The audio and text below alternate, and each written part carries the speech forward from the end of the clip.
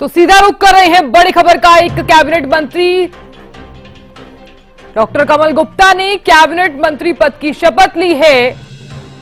एक कैबिनेट मंत्री ने और 7 ने राज्य मंत्री पद की शपथ ली है। बड़ी जानकारी दे रहे हैं। डॉक्टर कमल गुप्ता ने कैबिनेट मंत्री पद की शपथ ली है और विशंबर वाल्मीकि ने राज्य मंत्री यानी कि स्वतंत्र प्रभार पद की शपथ ली है। असीम गोयल ने राज्य मंत्री स्वतंत्र प्रभार पद की शपथ ली है। अभय यादव ने राज्य मंत्री स्वतंत्र प्रभार पद की शपथ ली। सुभाष सुधा ने भी राज्य मंत्री स्वतंत्र प्रभार पद की शपथ ली। एक कैबिनेट मंत्री और 7 ने राज्य मंत्री पद की शपथ ली है। डॉक्टर कमल गुप्ता ने कैबिनेट मंत्री पद की शपथ ली है। बड़ी जानकारी दे रहे हैं। लगातार तस्वीरें भी हम साझा कर रहे थे, राजभवन से वो तस्वीरें आप देख पा रहे थे।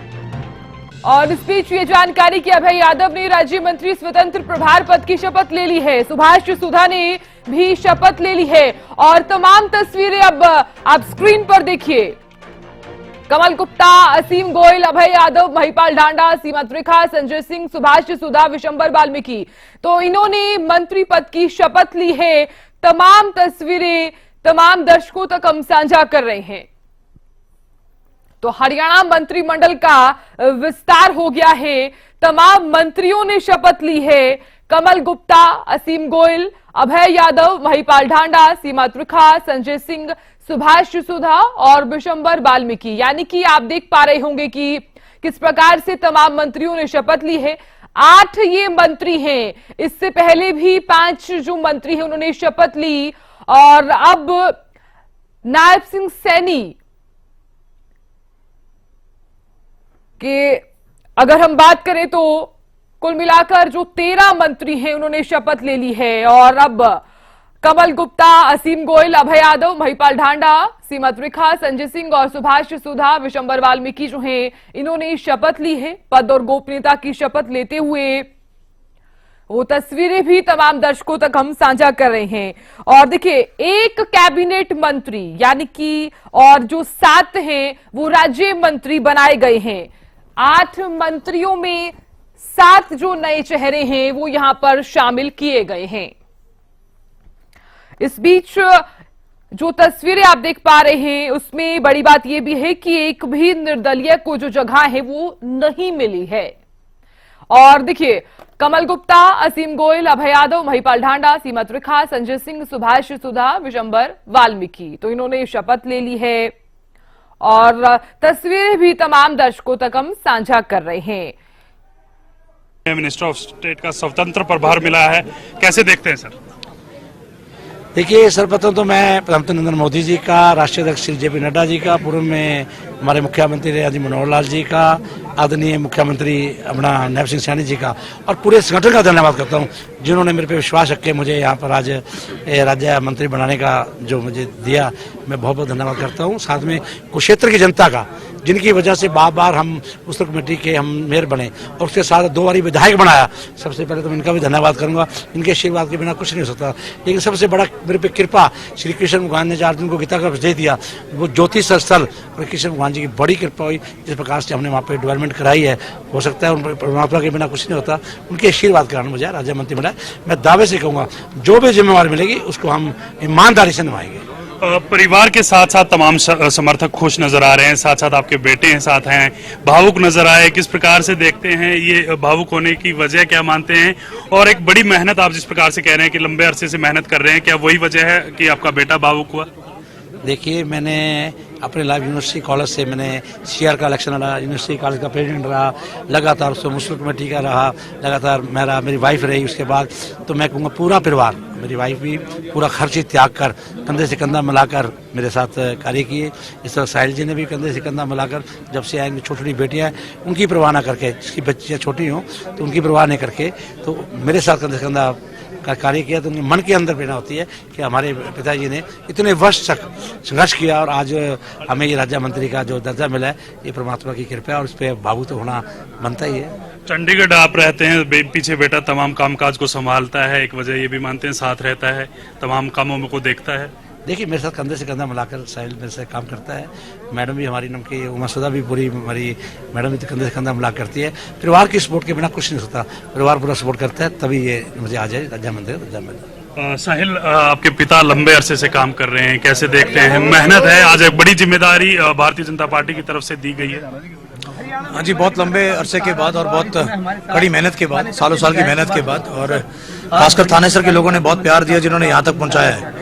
पहले नगर परिषद के माध्यम से काम किया, फिर विधायक बने, विधायक बन के 10 साल काम किया, और आदरणीय हमारे मनोहर लाल जी, हमारे प्रेरणा स्त्रोत्र, हमारे आदरणीय सांसद हैं, हमारे आदरणीय मुख्यमंत्री श्री नायब सैनी जी, जिन्होंने जिम्मेवारी दी है, और विधायक जी ने बताया कि किस प्रकार वो प्रयास करेंगे कि इतना भी ईमानदारी से और जितना हो सके एक पूरे हरियाणा के अंदर भ्रमण करके, और जो भी हमें महकमा मिलेगा, जो भी डिपार्टमेंट देंगे, उसके अंदर जितना भी हम काम कर सकते हैं और हरियाणा की जनता को उसका लाभ मिले, इस प्रकार की कोशिश करेंगे। और थानेसर के अंदर, कुरुक्षेत्र के अंदर खासकर हम कोशिश करेंगे कि और भी जितनी उसकी गति हम बढ़ा सकते हैं विकास की, उस गति को बढ़ाने का काम करेंगे। शुक्रिया बातचीत करने के लिए।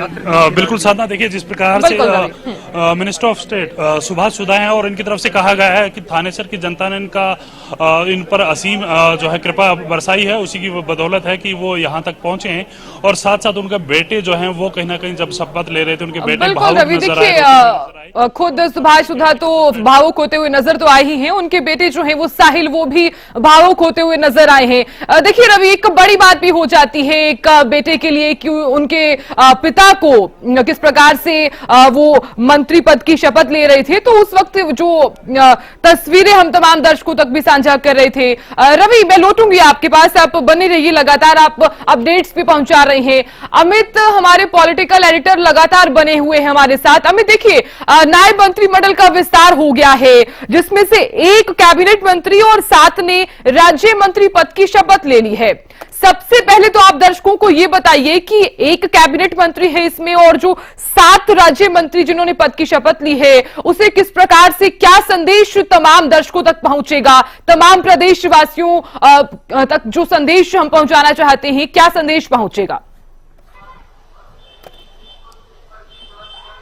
देखिए साधना, जैसा कि सुबह से ही हम चर्चा कर रहे थे इस बात को लेकर कि कौन कौन कैबिनेट में शामिल होंगे, और जो हरियाणा न्यूज ने कहा था उस पर निश्चित रूप से उनकी खबर पर मोहर भी लगी है, इसमें कोई दो राय नहीं है। चर्चा कई नामों की थी, तमाम बातें हमने की दर्शकों के साथ, और सबसे अहम बात है कि अब कैबिनेट का विस्तार हो गया है, यानी कि 90 विधानसभा हरियाणा में है और 15% जो है वो मंत्री बनाए जा सकते हैं, उसमें मुख्यमंत्री भी शामिल है। और ऐसे में नायब सिंह सैनी का पूरा परिवार मंत्रियों के रूप में, पूरा परिवार तैयार हो गया है, और आज कैबिनेट मंत्री के रूप में डॉक्टर कमल गुप्ता हिसार का प्रतिनिधित्व करते हैं, और पिछली कैबिनेट में भी वे मंत्री थे।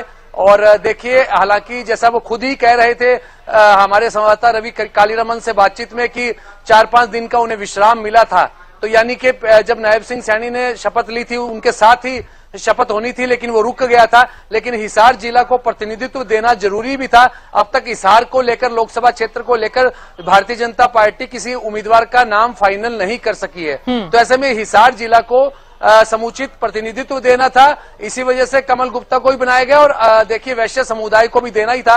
और साथ साथ अगर दूसरे तमाम चेहरों की बात करें तो असीम गोयल हैं, अंबाला सिटी से एमएलए हैं, और 2 बार 2014 में भी विधायक बने और 2019 में भी फिर से चुनाव जीतकर आए। लेकिन उस समय देखिए, जब अंबाला जिला से अगर बात करें तो अनिल विज अंबाला छावनी से विधायक हैं और लगातार 6 बार से हैं, तो वो वरिष्ठतम मंत्री थे, सरकार के गृह मंत्री थे। तो ऐसे में असीम गोयल का नंबर उस समय नहीं लग पाया, लेकिन अब अनिल विज नाराज है, तो ऐसे में असीम गोयल भी आ गए हैं, उनकी एंट्री भी हो गई है। इसके साथ साथ नायब सिंह सैनी कैबिनेट के पूरे परिवार को अगर देखें तो जातीय और क्षेत्रीय संतुलन साधने की भरपूर कोशिश इसमें की गई है। जैसा कि मैंने पहले ज्योति से चर्चा करा था, उस समय मैंने कहा था कि कैसे देखिए 3 जाट समाज से आ गए हैं, महिपाल ढांडा को शामिल किया गया। इससे पहले कैबिनेट मंत्रियों के रूप में जेपी दलाल शामिल रहे, और साथ साथ रणजीत सिंह शामिल रहे, और तीसरे महिपाल ढांडा पानीपत ग्रामीण का प्रतिनिधित्व करते हैं, तो उन्हें भी शामिल कर लिया गया है। और ओबीसी से अगर बात करें तो नायब सिंह सैनी खुद मुख्यमंत्री हैं, और साथ साथ अजय जो अभय सिंह यादव है अहिवाल क्षेत्र से आते हैं, आईएएस की नौकरी छोड़कर आए, उन्हें भी मौका मिला है, वे भी ओबीसी से आते हैं। और जो कंवरपाल गुर्जर कैबिनेट मंत्री हैं, वे भी ओबीसी समाज से आते हैं। तो ऐसे में देखिए, और विशंबर वाल्मीकि जो भवानी खेड़ा से आते हैं, तो भिवानी जिले से 2 मंत्री हो गए, जेपी दलाल भी हैं, और साथ साथ जो अगर बात करें तो विशंबर वाल्मीकि भी आ गए हैं। तो ऐसे में समुचित बनाया गया एक संतुलन। और महिला मंत्री होने के नाते देखिए सीमा त्रिखा भी महिला विधायक थी, वरिष्ठतम विधायक थी। 2014 में वे मुख्य संसदीय सचिव बनाई गई थी, उसके बाद से लगातार पार्टी के लिए समर्पित है। उससे पहले भी अलग अलग पदों पर उन्होंने कार्य किया है। अब राज्य मंत्री के रूप में उन्हें शामिल किया गया है। और देखिए यहाँ ब्राह्मण समाज से, अगर सीमा त्रिखा ब्राह्मण भी है, महिला भी है, फरीदाबाद बड़खल क्षेत्र से आती है, फरीदाबाद जिला भी शामिल हो गया है। और फरीदाबाद क्षेत्र से देखिए बड़खल से भी और मूलचंद शर्मा भी आए हैं, तो दोनों ब्राह्मण फरीदाबाद क्षेत्र से ही आए हैं, यानी वहां का भी संतुलन बनाने की कोशिश की गई है। और साथ साथ पंजाबी समाज से, जैसे सुभाष सोजा से तो हमारे प्रतिनिधि भी बात भी कर रहे थे, तो थानेसर से आते हैं, 2 बार के एमएलए हैं। और देखिए इस तरह से तमाम जो अगर बात करें तो संतुलन साधने की भरपूर कोशिश जो है वो नायब सिंह सैनी और राजपूत संजय सिंह सोहना से आते हैं, वे राजपूत समाज से हैं। और जैसे मैंने पहले चर्चा में कहा था कि विशंबर वाल्मीकि को देखिए, अभी जो अंबाला से बंतो कटारिया को टिकट मिला है वे SC A से आती हैं, और अशोक तंवर को टिकट मिला सिरसा से, वे भी SC A से आते हैं। SC B में धानक समाज से सुनीता दुग्गल थी, उनकी टिकट कटी थी। तो ऐसे में वाल्मीकि समाज को भरपूर प्रतिनिधित्व देने की मंत्रिमंडल में दिया गया है और एक कोशिश की गई है मान सम्मान देने की। हालांकि अगर साधना पूरे मंत्रिमंडल को देखें और उसमें जो समर्थित जो निर्दलीय थे उन्हें शामिल नहीं किया गया, तो उनके लिए निराशा का माहौल जरूर है। हो सकता है भारतीय जनता पार्टी को लग रहा होगा कहीं और उपयोगिता होगी तो वहां उनको जोड़कर रखा जाएगा। हालांकि वे शुरू से ही बिना शर्त समर्थन दिए हुए थे, चाहे 6 निर्दलियों की बात करें या हरियाणा लोकहित पार्टी के सुप्रीमो अगर गोपाल कांडा सिरसा के विधायक हैं। बिल्कुल, आप वजह क्या मानते हैं आखिरकार, क्यों मतलब सवाल सीधे तौर पर यही है कि निर्दलीय विधायकों का किस प्रकार से समर्थन रहा है, आप भी जानते हैं और तमाम दर्शक भी जानते हैं, तो इसके पीछे की वजह क्या है कि उन्हें किस प्रकार से नहीं चुना गया? देखिए साधना, सबसे महत्वपूर्ण बात यही है कि वे निर्दलीय जो 6 निर्दलीय और 7वें थे हरियाणा लोकहित पार्टी के गोपाल कांडा, वे लगातार सरकार के पहले दिन से ही साथ है और उन्होंने हमेशा यही कहा कि बिना शर्त सरकार के साथ खड़े हैं।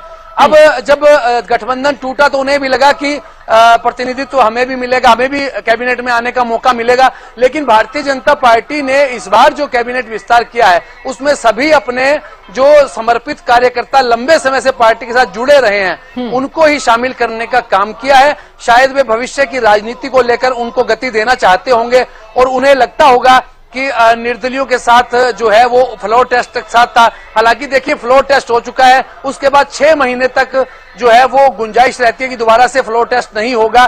तो ऐसे में उनके पास समय भी नहीं है, ऐसे में निर्दलियों का दबाव भी नहीं है। हालांकि निर्दलियों ने और हरियाणा लोकहित पार्टी के अध्यक्ष हैं जो गोपाल कांडा, उन्होंने कभी दबाव की बात भी नहीं की, शर्तों की बात भी नहीं की। उन्होंने हमारी एक इंटरव्यू में कहा भी था कि शर्तें तो व्यापार में होती है, यह समझौता नहीं है, बिना शर्त के समर्थन है जो केवल विकास को लेकर दिया गया है, सिरसा के अपने क्षेत्र के विकास को लेकर दिया गया है। तो ऐसे में निराशा का माहौल जरूर निर्दलियों के लिए बना होगा, लेकिन वे अपनी राजनीति को किस प्रकार से आगे बढ़ाएंगे। हालांकि देखिए चुनाव भी है और जो मंत्री बने हैं उन्हें भी बहुत कम मौका इस चुनाव जो कैबिनेट विस्तार के बाद मिलेगा। 4 जून तक चुनाव कार्यक्रम चलना है लोकसभा का और उसके बाद जो देखिए 2-3 महीने का ही समय रहेगा और सितंबर में फिर से हरियाणा विधानसभा के लिए आचार संहिता लग जाएगी। ऐसे समय उनके पास कम है। जी साधना। बिल्कुल अमित, बहुत शुक्रिया बने रहने के लिए और जानकारी देने के लिए अमित। तो देखिए इन मंत्रियों को पद और गोपनीयता की शपथ जब इन्होंने ली और राजभवन से वो तस्वीरें भी हम दर्शकों तक साझा कर रहे थे, इन्होंने शपथ ली है कमल गुप्ता, असीम गोयल, अभय यादव और इसमें महिपाल ढांडा और सीमा त्रिखा, संजय सिंह और सुभाष सुधा और विशंबर वाल्मीकि के जो नाम है वो शामिल हैं। और देखिए नायब मंत्रिमंडल का जो विस्तार है वो हो गया है, 1 कैबिनेट मंत्री और 7 राज्य मंत्री बने हैं। 8 मंत्रियों में 7 नए चेहरे जो हैं वो इसमें देखे जा रहे हैं।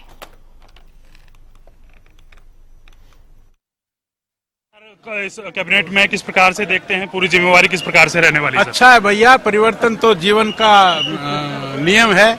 अब पहले थे 3-4 दिन के लिए, राम जी ने कहा इसको फ्रेश करो, फ्रेश कर दिया। फ्रेश करने के बाद कोई नया विभाग मिलता है, उसमें किस प्रकार से जिम्मेवारी निभाएंगे? विभाग मिलने के बाद इसका जवाब देंगे हम। अभी तक का आपका अनुभव क्या कहता है? आप पहले अनुभव बहुत अच्छा है। अर्बन लोकल बॉडी मिनिस्टर था अब मुझे पता नहीं कि किसका हूँ। अर्बन लोकल बॉडी में हमने बहुत काम किया। अगर वही जिम्मेदारी फिर से दोबारा मिलती है तो कोई बेहतर जिम्मेवारी प्लान मिले, हम तो नटवोल्ट हैं। जहाँ माननीय मुख्यमंत्री जी और संगठन जहाँ हमें कसेगा हम कस जाएंगे। शुक्रिया सर बातचीत करने के लिए। बिल्कुल देखिए नट बोल्ट हैं और जहां मुख्यमंत्री साहब कसना चाहेंगे हम वही फिट हो जाएंगे। इस प्रकार की बात कैबिनेट मिनिस्टर कमल गुप्ता यहां करते हुए। सरकार की रहेंगी, वही हमारी प्राथमिकता रहेगी। आईएएस रहे हैं सर, आप लगातार काम किया है हल्के में, उसका कोई फायदा आपको मंत्री बनने के बाद कोई मिलेगा या फिर केंद्र की जो योजनाएं हैं उनको लाने में कितना सफल हो पाएंगे सर? आदमी सारी जिंदगी सीखता रहता है। मैंने भी जितना अब तक सीखा है वो उसका प्रयोग करते हैं। बहुत बहुत बधाई सर।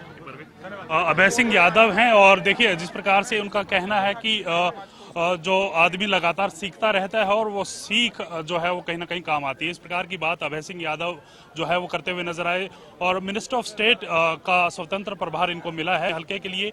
आईएएस भी रहे हैं और आईएएस के तौर पर इन्होंने बहुत सी जिम्मेदारियां भी निभाई हैं, तो उसका फायदा भी जो है अपने हल्के को देते हुए नजर।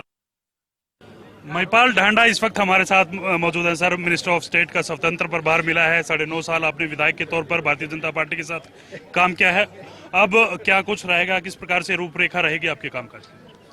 रूपरेखा सरकारों की होती है, इंडिविजुअल किसी भी व्यक्ति की रूपरेखा नहीं होती। सरकार में जो काम मिलेगा, जो जिम्मेवारी मिलेगी, उस जिम्मेवारी का निर्वहन करना, उस जिम्मेवारी के जरिए कुछ अगर खास बदलाव करने की आवश्यकता होती है या समाज के अंदर या जनता में अगर किसी चीज की ऐसी आवश्यकता है कि जो वाकई में और स्वाभाविक रूप से होनी चाहिए, उसके लिए अपना विचार देते हुए जो जो चीजें भी हमारे करने लायक होंगी उन कार्यों को करते हुए हम लोग जनता की सेवा कर सके, इसी भाव के साथ हम लोग अगला अपना जो समय बचा उसको पूरा करें। किस प्रकार से अभी तक आपने आकलन किया होगा, प्रदेश में कौन सा ऐसा काम है जो प्राथमिकता के आधार पर आप करना चाहेंगे सर? देखिए ये कोई इस तरह का खड़े खड़े मुद्दा नहीं होता है कि भाई 2 मिनट पहले शपथ लो और 3 मिनट बाद आपको कि कौन सी ऐसी प्राथमिकता सोची है। देखिए जेन्युइन बात यह है कि भाई समस्याएं कब किस वक्त और किस तरह की होती है उस पर डिपेंड करता है। वो समस्याएं कब आएंगी और समस्या जब आती है उसके एक रीजन ढूंढने पड़ते हैं। रीजन ढूंढ के ही आप लोग को कारण ढूंढ के ही आप उसका निराकरण करते हैं। जो भी कुछ बेस्ट से बेस्ट करने के लिए होगा हम लोग हर काम को ठीक से करते हुए अपना 100% देंगे। शुक्रिया सर बातचीत करने के लिए। तो महिपाल ढांडा हैं और जिस प्रकार से कह रहे हैं कि हम करेंगे और कहीं ना कहीं पूरी निष्ठा के साथ यहाँ करते हुए नजर आएंगे।